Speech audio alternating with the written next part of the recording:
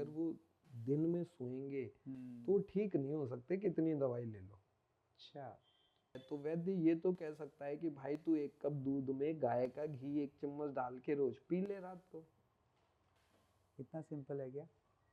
Ayurveda is as simple. 10 दिशाएं, काल, ये जो काल समय चल रहा है, समय, ये सब मिला के एक पुरुष की उत्पत्ति होती है। लोग क्या करते हैं, गर्म पानी से नहाए तुरंत ठंडे पानी में बाहर आ गए। गर्म पानी में नहाए बिना कपड़े पहने, मतलब या हल्का कपड़ा पहन के तुरंत ठंडे में आ गए। ये हमारा कैमरामैन भी करता है। तो हो सकते हैं ये शिकारी चीज के, लेकिन शायद ये कफज प्रकृति इतनी नहीं लगती तो बचे रहेंगे। या कुछ लोग क्या करते हैं, दूध के साथ पराठा खाएंगे, सभी खाते हैं सर। चाय के साथ पराठा खाते हैं। ये तो बहुत बड़ा कारण है ना, अजीर्ण का, इनडाइजेशन होने का, ये सबसे बड़ा कारण है।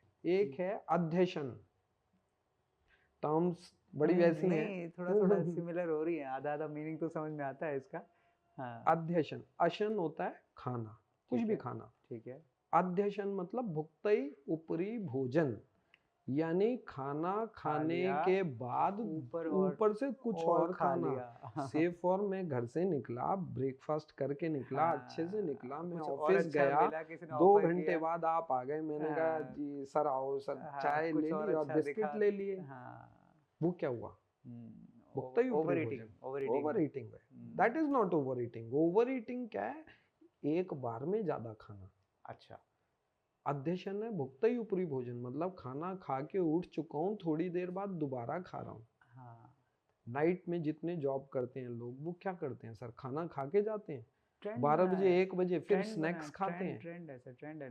ऑफिस में, जॉब्स में थोड़ी थोड़ी देर में कुछ ना कुछ खाते हैं। मैं तो हमने भी कई बार ऑफिस में देखा, वो लोग अपने पैकेट्स रखते हैं और कुछ कुछ बीच में चलता ही रहता है, वो तो ये पार्ट्स में खाते ही रहते हैं सर। ये तो बड़ा कॉमन हो गया है सर। यही मैं बता रहा हूँ, यही लाइफस्टाइल की प्रॉब्लम्स हैं, छोटी छोटी हैं, बहुत बड़ी नहीं है, समझने की बात है। दूसरा एक टर्म आता है सर, पर्युषित, पर्युषित भोजन, यानी कि बासी खाना। बासी खाना मोस्टली लोग खाते हैं, फ्रिज में रख दिया, सुबह खा लिया, होता है सर। आटा तो रखते ही है, वो बासी खाना है ना। पर्युषित भोजन, वो भी फ्रिज में गया हुआ भोजन, कफ का बहुत बड़ा कारण है सर, शुगर पैदा होने का बहुत बड़ा कारण है, कफज रोगों का बहुत बड़ा कारण है, जिनको भी सर्दी जुकाम बना रहता है, वो बहुत बड़ा कारण है सर। फ्रिज घर से निकाल के फेंक देना चाहिए उनको। नहीं, ऐसा नहीं करना चाहिए। हम कह रहे हैं कि आप ताजा बनाइए, सुबह का दोपहर खा लीजिए, ठीक है। आज का बना कल मत खाइए, वो भी फ्रिज में रखा हुआ मत खाइए। किसको खाना किसको नहीं खाना, ये भी एक है। एक और टर्म है सर, एक अध्यशन हो गई, एक पर्युषित भोजन हो गया, एक है परिमिताशन। अच्छा। आसन मीन्स वही खाना, आसन, ठीक है। परिमिताशन मतलब नपातुला खाना। आज इंडिया में जितनी फीमेल्स हैं, यंग फीमेल्स, मैं तो एक पापड़ खाऊंगी और मैं नहीं खाऊंगी। हाँ, डाइट पे हूँ, डाइट पे हूँ सही बात है। तो तुम्हारी धातु ही पुष्ट नहीं हो रही, नपातुला खा रहे हो, जितनी रिक्वायरमेंट है उससे भी कम खा रहे हो तो क्या होगा सर? हाँ। आपके धातुएं पुष्ट नहीं होंगी, रस रक्त मांस में दस्ती मज्जा शुक्र सब वीक हो जाएगा। इनफर्टिलिटी आगे पैदा होनी, ये सब है। उत्तरोत्तर वीकनेस रहेगी, विटामिन की कमियां रहेंगी सारी। मॉडर्न साइंस में अगर देखा, एक कॉमन सेंस लगा लो, है ना सर? तो ये एक कारण है। तो हमें तो ट्रेंड बदलने की जरूरत लग रही है। मतलब जहाँ मैं समझ रहा हूँ, देखो आयुर्वेद के बारे में, जो मेडिसिन के बारे में जो आपने बात बताई, ये वाकई बड़ी महीन सी, बड़ी एक बारीक सी बात है कि भाई इतनी मेडिसिन जो मार्केट में चल रही हैं, जो बिक रही हैं धड़ल्ले से, लोग मतलब हर कोई दादी नानी बना हुआ है। तूने क्या खाया, चल ये है। और एक बीमार होता है तो उसको 10 तो इलाज देने वाले मिलते हैं। तूने ये जामुन नहीं खाया, तूने करेला नहीं खाया, तूने नीम नहीं खाया, तूने ये नहीं खाया, लोग ही खिला देते हैं इतना कुछ, तो अपने आप में डॉक्टर बने हुए हैं। तो एक बहुत बड़ा ट्रेंड में मतलब चेंज आने की ज़रूरत है। बिल्कुल आने की ज़रूरत है सर। एक एग्जांपल ले लो आप, शुगर। अगर हम बात कर रहे हैं सब आयुर्वेद की, साफ बात है आयुर्वेद की, जो शुद्ध आयुर्वेद है, जो आयुर्वेद की परिपाटी है। आयुर्वेद में प्रमेह रोग यानी 20 प्रकार के मूत्र रोग बताए। वो जब एडवांस होते हैं, इग्नोरेंस होने की वजह से, ill treated, untreated, ill treated, ठीक से ट्रीट नहीं हुए, अनट्रीटेड, मैंने कराया ही नहीं, मैं चूरन चटनी खाता रहा अपने आप लेके, तो वो दोनों यानी कफज और पित्तज प्रमेह लास्ट में कन्वर्ट हो जाएंगे वातज प्रमेह में, जिसे हम मधुमेह कहते हैं सर। और इसके सिद्धांत आयुर्वेद में 2 बताए हैं। देखिए शुगर के मरीज, पहले हिंदी में समझ लें, शुगर के मरीज 2 तरीके के, ठीक है सर, एक मोटा एक पतला। सबको आप सेम दवाई नहीं दे सकते आयुर्वेद में। आयुर्वेद कहता है स्थूल प्रमेही बलवानी हई का कृशस तथैव परिदुर्बलश्च, आगे और श्लोक है वो नहीं बोलते, ये यानी कहाँ लिखा सर? ये सब आयुर्वेद में लिखा हुआ है सर, चरक संहिता में लिखा हुआ है। जब हम जाते हैं चरक संहिता में प्रमेह रोगाधिकार में, उसमें लिखा हुआ है। तो इसका मतलब सर शुगर के बारे में आयुर्वेद में पहले से लिखा हुआ है, हर चीज लिखी हुई है, हर रोग। क्योंकि कई ऐसी प्रॉब्लम बताते हैं कि भाई ये तो डिजीज बाद में डेवलप हुई, आयुर्वेद तो इतने साल पहले लिखा हुआ था, तो वहाँ शुगर तो होती नहीं थी, वहाँ उसके बारे में कैसे लिखा हुआ था, तब तो शुगर किसी को थी नहीं, तो इतने साल पहले इसके बारे में लिखा हुआ है, मतलब ये भी सर यही बात है ना, जो आयुर्वेद समझता है। आयुर्वेद में एक श्लोक उन्होंने ये दे दिया है कि उक्त अनुक्त कोई भी रोग है, यानी जिनका नाम आपने दे दिया या जिनका नाम आपने नहीं बाद दिया, में दोगे कभी फ्यूचर में, नाम किसने दिया, उसकी हमें नहीं तो परिभाषा दिया, तो वही है ना, तो उसके जो लक्षण है, हमारा शरीर, हम ये कहते हैं ये हमारा पूरा शरीर, पहले वो बात खत्म कर लूं फिर ये बताता हूँ सर। ठीक है। तो आयुर्वेद कहता है स्थूल प्रमेही, यानी कि एक ऐसा प्रमेही, यानी मूत्र रोग वाला या शुगर वाला एक ऐसा प्रमेही जो मोटा है, उसको आपको ऐसी दवाइयाँ देनी है जो उसकी बॉडी में रुक्षता और उसकी बॉडी में लंघन कराए, यानी कि उसके मोटापे को कम करे। और जो ऐसा मधुमेह शुगर का रोगी या फिर प्रमेह का रोगी है जो पतला है, उसको बृंघण यानी उसकी बॉडी की उसकी धातुओं की पुष्टि करने वाली दवाई दो। सही बात है। तो नीम करेला जामुन हर जगह ठीक नहीं है सर। ये तो बड़ी कंट्रोवर्सी क्रिएट हो जाएगी। सर है तो है, मैं क्या करूं। सही बात है। ये these may be the content of formulation, ये फॉर्मुलेशन के कंटेंट होंगे, लेकिन इनके साथ उस बॉडी की प्रकृति के समझ के तो अकॉर्डिंग क्या चेंज करना है ये देखना पड़ेगा सर, ये वाली बात। और हम क्या बात कर रहे थे सर? सर हम वही बात कर रहे थे कि भाई पुराने कॉन्टेक्स्ट में तो ये सब चीज़ें ऐसी नहीं मेंशन थी, तो मतलब जैसे भाई डायग्नोज करके वो चीज़ें आज मॉडर्न साइंस बोलती है कि भाई उस टाइम पे तो था ही नहीं, तो हाउ मतलब ये कैसे दिखा सकते हैं ये चीज़? आयुर्वेद, देखिए आयुर्वेद बहुत खूबसूरत साइंस है, बहुत अच्छी साइंस है। आयुर्वेद का सिद्धांत क्या है कि जो भी हमारे शरीर में रोग पैदा हो रहे हैं, रोगों की चिकित्सा करो और रोग पैदा ना हो उसकी भी चिकित्सा करो, ठीक है। ऐसी डाइट बताओ या आहार विहार में चेंजेस कराइए, ठीक है, जिससे वो रोग पैदा ना हो। आयुर्वेद ही एक ऐसी साइंस है जो कहता है ये मेरा शरीर किससे बना है, खादिन्य आत्मा मना दिशा कालो।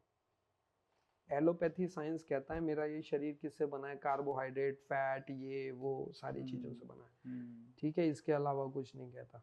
अगर हम आप होम्योपैथी में जाओ, एक बायोकेमिक ट्रीटमेंट की प्रणाली है, उसमें क्या है कि मेरा पूरा शरीर को जब जला दो, जो राख बनती है उसको फिल्टर कर दो तो 12 एलिमेंट बनते हैं बस। अच्छा, तो वो कहते हैं कि सिर्फ ये 12 एलिमेंट से हमारी ट्रीटमेंट होती है होम्योपैथी में, बायोकेमिक में, ठीक है। यानी कि मेरे शरीर में अगर माइक्रो लेवल पे जाऊं तो यही मिलेगा। मतलब वो हमारा पूरा शरीर के ढांचे का पूरा जो सब कुछ वही वो 12 चीजों में समाया हुआ। हाँ जी, हाँ जी, और वो उसी एलिमेंट पे काम करता है, उसी एलिमेंट पे काम करते हैं बायोकेमिक वाले, ठीक है, ठीक है। तो अब आप समझिए, चलो वो तो अलग सब्जेक्ट, वो एक अलग सब्जेक्ट, फिर कभी बात कर सकते हैं। तो अब सर आयुर्वेद कहता है ये जो शरीर है खादिन्य आत्मा, ख मतलब होता है आकाश, यानी पंच महाभूत आकाश वायु जल तेज पृथ्वी, ये ख में आ गया। आत्मा मेरी जो आत्मा है, मन यानी मेरा जो मन है, खादिन्य आत्मा, मन दिशा 10 दिशाएं, काल ये जो काल समय चल रहा है, समय, ये सब मिला के एक पुरुष की उत्पत्ति होती है। एलोपैथी यानी मॉडर्न साइंस कहाँ पे है? वो अपने वो सिर्फ एलिमेंट क्या पे। एलिमेंट बेस्ड है। दूसरा एग्जांपल देता हूँ आयुर्वेद को समझने के लिए। आप शुगर चेक करते हैं, कहाँ चेक करते हैं सर? ब्लड से, ब्लड में, रक्त धातु में। रक्त में, हाँ। आयुर्वेद कहता है शुगर हर लेवल पे आपको मिलेगी, रस में यानी जो सीरम है, रक्त में। अभी आप रक्त पे ही पहुंचे हैं मॉडर्न साइंस, हम पहुंचे रक्त, रस, रक्त मांस पे भी, वसा पे भी, शुक्र पे भी। शुगर मतलब हर जगह पे है। हम आयुर्वेद में मधुमेह को इन लेवल पे लेते हैं। अब तो अभी शुगर पे, रक्त पे ही अभी पहुंचे। ठीक है, वैद्य ने भी ध्यान नहीं दिया कि भाई रक्त के आगे मांस में भी तो जा रही है। सीमेन एनालिसिस कराते हैं, फ्रुक्टोज मिलता है, वो क्या है? क्या बात है, वो क्या है? शुगर है। तो आयुर्वेद तो कहीं एडवांस है सर, सोचने समझने की बातें हैं सारी। तो ठीक है ना। तो अब मांस में आ गया, मेद में आ गया, ठीक है, जो कार्बंकल होते हैं ये, यानी कि जो शुगर की जो फोड़े फुंसियां लोगों को होने लग जाती हैं, उस लेवल पे भी हम तो सोचते हैं। तो ट्रीटमेंट करना शुद्ध आयुर्वेद से थोड़ा डिफिकल्ट भी है, पेशेंस चाहिए होता है, और जो सिद्धांत हैं वही है। जो डे टू डे लाइफ में गलतियां आदमी करता है वो ये सारी गलतियां करता है। इसके अलावा एक चीज और बताऊं, आयुर्वेद कहता है कि अगर आप दिन में सोते हैं, अच्छा, दीवा स्वप्न, दिन में सोते हैं तो कफ की वृद्धि कराता है। पहले के लोगों में आपने सुना होगा कि लोग कहते थे अच्छा मोटा होना है, खाना खा और दोपहर में सो, काम मत कर, दीवा स्वप्न कर, कफ बढ़ेगा, मेद बढ़ेगा, मोटा हो जाएगा। हाँ, पहलवान लोग जैसे पहले, काम लेस कर, कम कर। तो जितने मधुमेह के रोगी अगर मोटे हैं, या ऐसे लोग जो स्थूल मोटे हैं, या ऐसे लोग जिनको कफज विकार हैं, मेद के विकार हैं, अगर वो दिन में सोएंगे तो ठीक नहीं हो सकते, कितनी दवाई ले लो। अच्छा, एक चीज और, रात्रि जागरण यानी रात को जगना। ठीक है सर, रात्रि जागरण हमेशा बॉडी में रुक्षता लाता है, ड्राइनेस लाता है, ठीक है, वायु की वृद्धि कराता है। अच्छा, तो जितने लोगों को जॉइंट पेन या वायु विकार है, सिर दर्द बना रहता है, ठीक है, माइग्रेन सॉर्ट ऑफ थिंग्स रहती हैं, या एक स्टेट ऑफ कंफ्यूजन रहती है, इरिटेशन रहती है, वायु की वजह से हो जाती है, वो सारी चीजें है ना। तो जितने लोग रात्रि जागरण कर रहे हैं, खास तौर से कॉल सेंटर जॉब मोस्टली, और वो वैसे सब भी ट्रेंड बन गया, पेट से परेशान रहते हैं सर। आप आते रहते हैं हमारे पास, रोज कहते हैं सर पेट साफ नहीं होता, कब्ज बनी रहती है, थकान रहती है, नींद डिस्टर्ब रहती है, चिड़चिड़ापन रहता है। वो रात्रि जागरण कर रहे हो। अब क्योंकि देखिए वो उनके लाइफस्टाइल का एक अहम पार्ट है, वो छोड़ नहीं सकते। लेकिन वैद्य को अगर ये नॉलेज है तो वैद्य ये तो कह सकता है कि भाई तू एक कप दूध में गाय का घी 1 चम्मच डाल के रोज पी ले रात को। इतना सिंपल है क्या? Ayurveda is as simple. क्या बात कर रहे हो? That is as simple. लाखों रुपया खर्च करेगा, इतना टाइम बर्बाद करेगा, डायग्नोज भी नहीं करवा पाएगा, और बीमारी को पता नहीं कितना बढ़ा देगा, लेकिन क्या इतना सिंपल था? सिंपल एक सिद्धांत अगर पता है, रात को आप जग रहे हैं, नाक में 2-2 बूंद बादाम रोगन डाल लो, या मीन्स गाय का घी डाल लो, घर पहुंचो तो पैर के तलवों की मसाज कर लो, सिर पे मसाज कर लो, थोड़ा सा घृत घी लो, वो वायु और पित्त को बैलेंस करता है, घी और तेल। तो दिस इज एज सिंपल। करके देखें, जो भी सुन रहे हैं जिनको ये प्रॉब्लम है, करके देखें। क्या बात है, अमेजिंग। और वो खा रहे हैं। नहीं सर, अच्छा, आयुर्वेद की दवाइयां भी खाते हैं, सिराशुलादी वज्रस ले लेके खा रहे हैं, ले लेके खा रहे हैं, ले लेके खा रहे हैं, पता चल रहा है ठीक ही नहीं हो रहे हैं। अरे नाक में गाय का घी डाल भाई, थोड़ा सा घी ऐसे ले ले, या सब्जी में डाल के ले ले, खिचड़ी में डाल के ले ले, 1 हफ्ते में ठीक हो जाएगा। क्या बात है सर, ये तो मतलब बड़ी मतलब छोटी बातें लेकिन बड़े बड़ी गुत्थियां सॉल्व कर रही है सर। ये बिल्कुल कमाल है, बड़े बड़े राज खोल रही है। इतनी सिंपल है सर ये। आयुर्वेद इज एज सिंपल, हम बात कर रहे हैं जो सिंपल डिजीजेज हैं, जो क्या बात। कॉम्प्लिकेटेड हैं सर उनमें टाइम कॉम्प्लिकेटेड तो लगता अपने है। आप ही बन जाती है ना। बिल्कुल ये बनती देखिए, है। अगर हमने शुरू में ही अगर उस ट्रेंड को रोक दिया, मतलब अगर हमने इसको एजुकेट कर दिया कि भाई स्टार्टिंग में इसको पकड़ लो, तो बड़ी होएंगी ही नहीं वो। और ये ट्रेंड, मतलब मैं आपके भी एक दिल की बड़ी दाग देता हूँ, मतलब इतना नॉलेज रखने के बाद, इतना एक्सपीरियंस होने के बाद, आपके पास इतने पेशेंट्स आते हैं अपनी बीमारियों को बढ़ा के, मतलब क्या चलता होगा आपके दिमाग में, भाई यार इतनी प्रॉब्लम को इतना बढ़ा के आया है, यार ये उस टाइम पे ऐसा कर लेता। मतलब इतने लोगों को आप अपनी बात कह ही नहीं पा रहे, इतने लोग आपके सामने पता भी है कि ये गलतियां कर करके ऐसे ऐसे ये नुकसान उठा रहे हैं और बड़ी क्रॉनिक बीमारियां बढ़ा रहे हैं। कैसा फील होता है सर आपको? सर अच्छा फील तो नहीं होता है, अच्छा फील पेशेंट के लिए भी नहीं होता है और अच्छा फील और लोगों के लिए भी नहीं होता है जिनके पास वो लोग गए हैं। मतलब जहाँ पे आप कुछ कर पाते, अरे भाई तू पहले 1 साल पहले मेरे पास आ जाता, या 2 साल पहले आ जाता, तो इतना से भी काम कर लेता, तो शायद तू इतनी बड़ी प्रॉब्लम से बच जाता। बिल्कुल है सर, मेरे पास अभी एक रिसेंट एग्जांपल है। मेरे एक पेशेंट हैं, उनके बेटे को ना वो एलोपैथी कंपनी में मैनेजर लेवल पे, नाम नहीं लूंगा मैं, तो उनके बेटे को आईबीएस सॉर्ट ऑफ थिंग थी, बार बार मोशन जवान बच्चों को भी हो रहा है जी बिल्कुल, IBS, तो मैं 20 देखा। 18-20 साल के लड़के को थी। हाँ, एक मेरे पास और भी एक छोटा सा एक कम उम्र में मैंने देखा जी IBS उसको। जी हाँ, जी। हाँ, तो भी वो एनजाइटी लेवल की वजह से होता है सर, एनजाइटी बढ़ रही है, तो उसमें हमने कुछ नहीं कराया, पेशेंट को देखा, उसको स्टडी किया, वो उसकी कितना, लाइफस्टाइल उसका क्या स्टडी की। उम्र था? 18 या 20 साल के आसपास। अच्छा। तो उसका लाइफस्टाइल स्टडी किया, नब्ज देखी, कफ के विकार समझ आए, उसको दूध और दही बंद कराया, दैट्स इट, कोई मेडिसिन नहीं दिया, ही इज ओके। मतलब एलोपैथी के अंदर तो उसकी मास्टरी होगी, क्योंकि एलोपैथी में तो था ही, तो वहां से सब ट्राई कर चुका होगा। जी जी बिल्कुल, ट्राई करके एट लास्ट सिर्फ 2 चीजें बंद कराएगी, दूध और दही बंद कर दो। तो लोग आपको फीस तो देते नहीं होंगे? कोई बात नहीं सर। इस बात के लिए कोई फीस ही नहीं देगा सर? नहीं सर, हाँ, नो कमेंट्स। इसके लिए कोई कमेंट नहीं दूंगा। मतलब क्योंकि सर जब तक आप भारी भरकम उनको टेस्ट ना लिखो, जब तक उनको आप लंबे चौड़े इलाज ना कराओ, पेशेंट को भी लगता है मेरा इतना पैसा खर्च नहीं हुआ, तो मेरी इलाज तो मेरे को तसल्ली मिलेगी नहीं। ये बिल्कुल ठीक तो बात है उसको सर, सिंपल सी अगर एक बात बोली जाए कि भाई तू ऐसा कर ले, वो करेगा भी नहीं, उसको वो हजम भी नहीं होगी वो बात आपकी, और अगर हजम कर भी ले तो आपको भाई साहब पेमेंट किस बात की दूं मैं आपको, आपने ऐसा क्या किया? इस तरीके के जो आप कह रहे हैं ना, ये बहुत सच्चाई है, मतलब उसमें आप पैसा नहीं मिलता आप है कमा सर, तो पाएंगे ही नहीं सर, आप पैसा तो नहीं मिलता है। आप एक बहुत अमीर डॉक्टर नहीं बन पाएंगे, नहीं ये तो नहीं पक्की नहीं बात नहीं है। नहीं नहीं बन पाते ना। ऐसा लगता है कि सर ठीक है, मेरे को ये लगता है, जो मैंने आयुर्वेद में पढ़ा या मेरे गुरु से जो मुझे शिक्षा मिली, कि आप अपना काम करिए, एथिकली कर लिए, बाकी ऊपर वाला वो बड़ा करेगा। मुश्किल है सर ऐसे एन एथिक में नंबर ऑफ जीना आज के केसेस हैं। टाइम। मैं आपको एक एग्जांपल और देता हूँ सर। एक लेडी मेरे पास आती थी, मतलब नाम नहीं लूंगा, बहुत बड़े आयुर्वेद के, बहुत बड़े आयुर्वेद के सेंटर से इलाज चल रहा था जी उनका। ठीक है, अर्टिकेरिया मतलब शीत पित्त कहते हैं, यानी दाफड़ से पड़ जाते हैं, लाल लाल इचिंग बहुत होती है। नहीं, लाल दाफड़ मींस ऐसे उभार हो जाता है, इचिंग चलती है लोगों को, खुजली बहुत होती है, परेशान हो जाते हैं। क्या बोलते हैं सर इस बीमारी को? अर्टिकेरिया।